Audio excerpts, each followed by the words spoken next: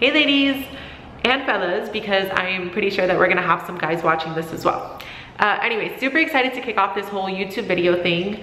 For about 3 years now, I've been having you girls reach out to me via email, messages, asking about breast augmentation, what it's like, what recovery is like, etc, etc. I've also been having some of you girls email me asking if there's some kind of secret competitor fitness model move that they can do to get lean but keep their boobs, and the answer to that one is that I paid for these bad boys. So if they're going anywhere, I'm gonna be pretty pissed. So unfortunately, we can't really pick and choose where our fat deposits go.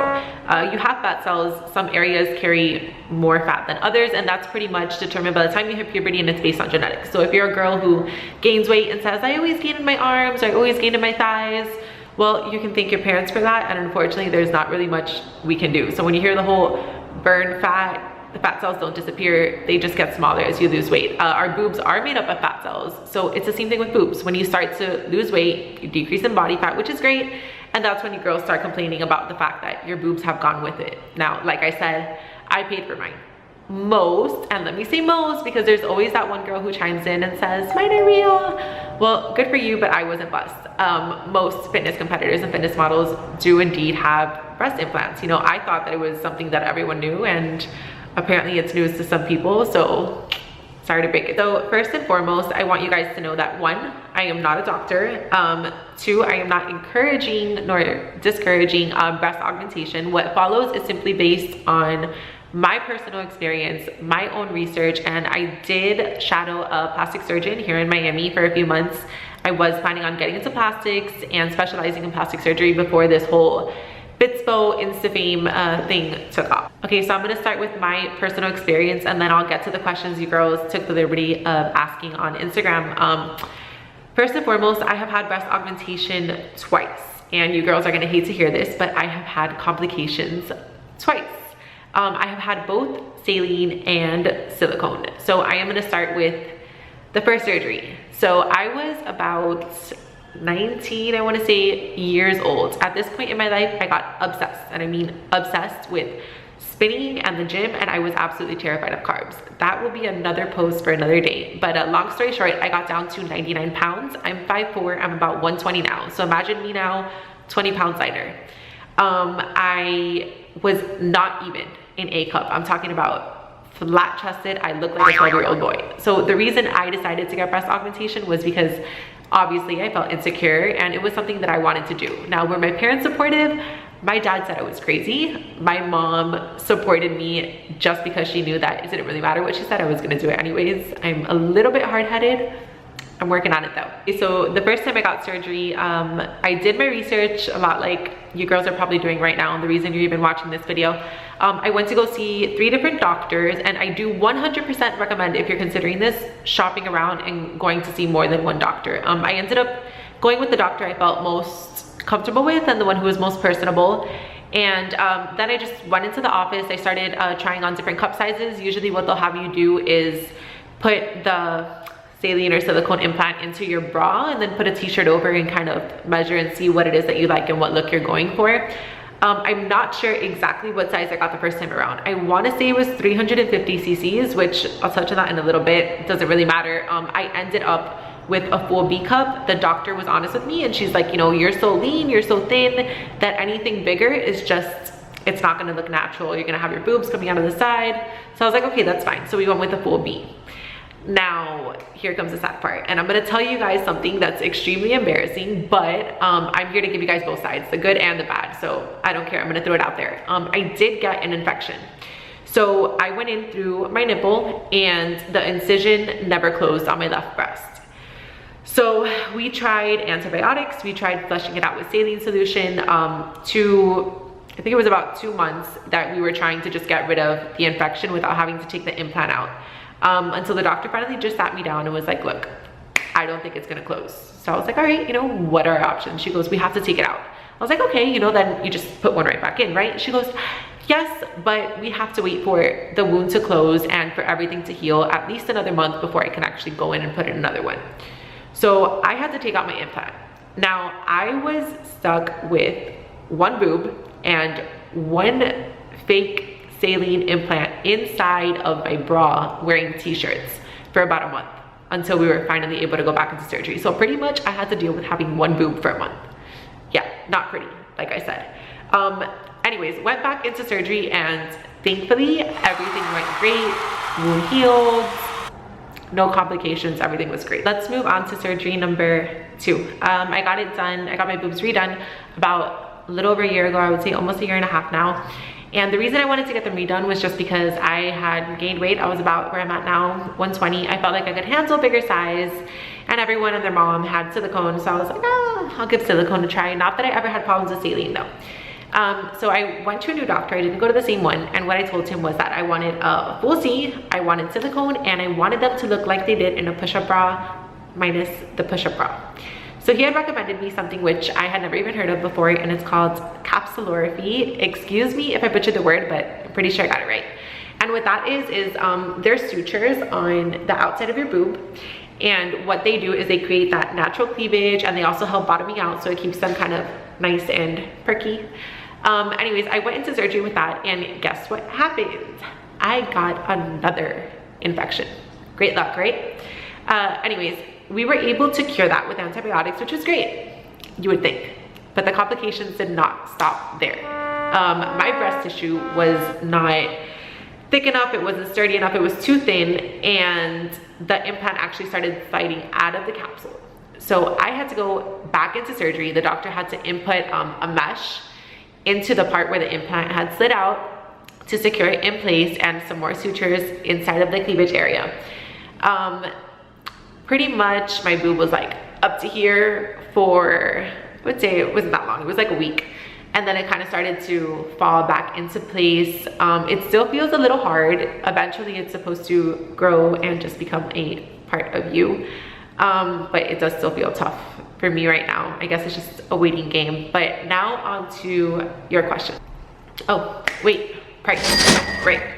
All right, so first time around, saline cost me less than $5,000. I did get a really good price, but I would say average you're gonna pay is about $5,000. Now the second time around, it is gonna be more expensive. If you are getting them redone, then it's gonna cost you a little bit more because you actually have to go in and clean everything out. Second time cost me about $9,000 between switching to silicone and also getting the capsulorrhaphy. It's a little bit more pricey. So on to your questions. Question number 1 was, what did you do during recovery to stay in shape? Do you work chest specifically now, or do you stay off of them? All right, so diet is gonna be huge. And I don't mean diet as in starving yourself, because if you're not getting the right nutrients, you're not gonna heal right. I mean diet as in just watching what you eat and maybe saying no to one of the 10 cupcakes you're about to go down on. Also, your workouts are going to be limited for a while. You can try low impact things like the elliptical or maybe some lower body movements, but honestly, your body is just gonna tell you no. You're gonna start trying to do upper or even some kind of ab movements, and your body's just gonna tell you to slow down and not even to think about it. So just kind of listen to yourself. Now, as far as working out chest, I personally don't. It has a lot to do with the mesh that I have inside. So anytime I do certain movements or even push-ups, for example, I do feel a tugging on it because of the mesh I have inserted. So if I do push-ups, I do them inward, which hits more of my tricep, not so much of my chest, but that's just me. The next question was, how painful was recovery time? Like the first night and the entire first week, basically. Okay, so recovery time is also gonna depend on how big you go. So the more that the muscle needs to stretch, the larger you go, the longer the recovery is gonna be. I would say first day, you're still gonna be amped up on drugs from surgery. You're still gonna have anesthesia in your system, and you're probably gonna wanna do nothing but sleep all day.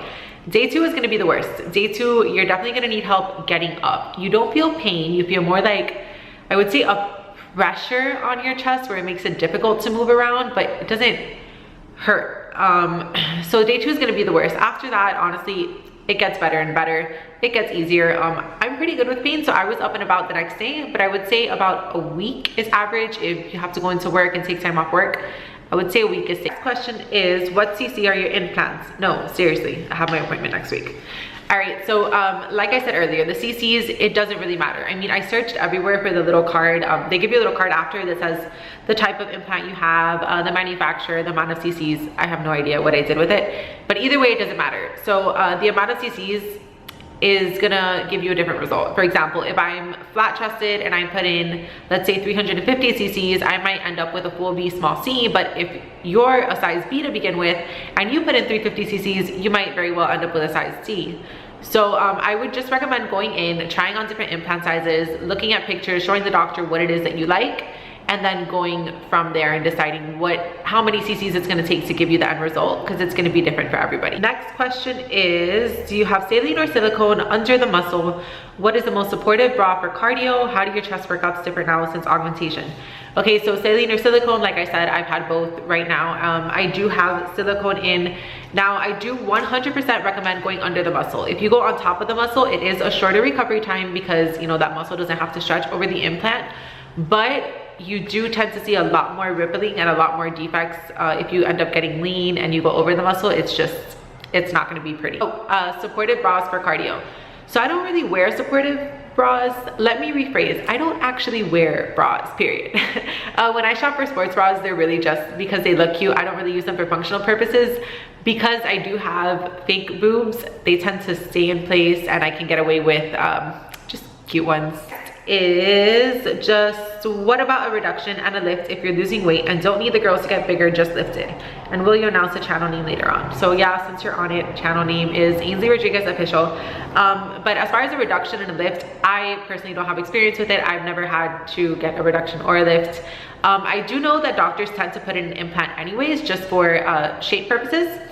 The scar is also different, keep in mind. So the scar is gonna look more like an anchor and it is gonna be more visible, but as far as I know, there's not really anything else you can do about it. If you need a lift, it's just something that's gonna have to be done. And I would again talk to your doctor. I don't have experience with it, but I'm pretty sure that they're gonna wanna put in a small implant anyway. All right, next. So excited you're doing this. I love when girls are honest about their breast augmentation. Do you have the new gummy bear kind, or do you know anyone who does? So the new gummy bear that's going around, they're pretty much just more cohesive implants. They're still silicone. They're just more cohesive, meaning that if you cut them, they keep their shape, kind of like a gummy bear does. Honestly, they're more expensive. I haven't had an issue nor with saline nor with silicone. So whether I would recommend them or not, because I don't have them, I wouldn't say yes. I can tell you that with my silicone, I have 0 issues. So I mean, I don't know, it kind of comes down to whether you want to spend the money or not. They do say that the gummies tend to have less rippling, less kinds of defects or less chance of rupture. Again, I haven't had any of those problems with neither the saline nor silicone that I've had. So, sorry, next. Hey Ainsley, I'm constantly told that implants aren't worth it and they can be gross, not understanding why. I know the silent rupture issue. Is there anything else that implants can affect? Everyone's body is different. You know, like there are risks. And like I said, I experienced complications with both surgeries. I have plenty of friends who have gotten them done. And a lot of my friends have also experienced negative side effects. Now, is it common that your implant's gonna rupture? Is it common that you're gonna get an infection? No, but can it happen? Yes, 100%. And it's a risk that you take, you know? There's not much you can do about it. Okay, so next question. Is it better to do the incision on the bottom side or through the nipple? As far as I know, there's 3 places you can go in through, either through the armpit, underneath the boob, or in through the nipple, which is where I went through. I wouldn't say that one is better than the other. I think it really just comes down to where you want the scar. I went in through the nipple. A lot of girls are worried about it. They say that it's been known that you can lose sensation. I still have full sensation in my nipples. The scar is not ugly at all. You can't really see it. And if you go underneath, I mean, the only person who's really gonna see it is the person underneath you. All right, guys, so thank you for watching. Feel free to subscribe. I hope that I answered all the questions you girls had. If I didn't touch on anything, just comment below and I'll try to get to it.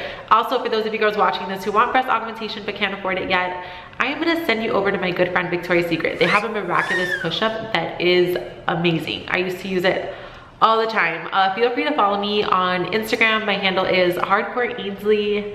I'm gonna have to explain to you guys why it's hardcore. And no, it's not porn. Jesus. All right, guys, so subscribe and I'll see you guys next week.